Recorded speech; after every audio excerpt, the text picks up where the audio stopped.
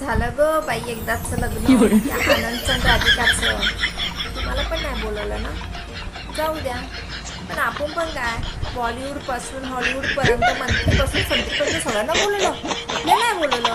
पण ते जाऊ द्या. अहो जिओचे रेट वाढवले आणि तो तिकडे सेलिब्रेट करतोय.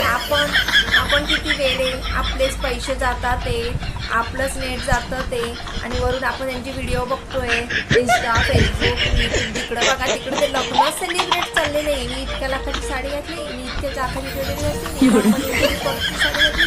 अरे काय त्याने, तो जर एवढा दिलदार असता की त्याने आपल्याला एक महिन्याचं रिचार्ज तरी फ्रीमध्ये करून द्यायला हवं. तर एवढा खर्च केला आणि आपल्याला बोलवलं तर नाही, जाऊ द्या, पण निदान रिचार्ज तर करून द्यायचा.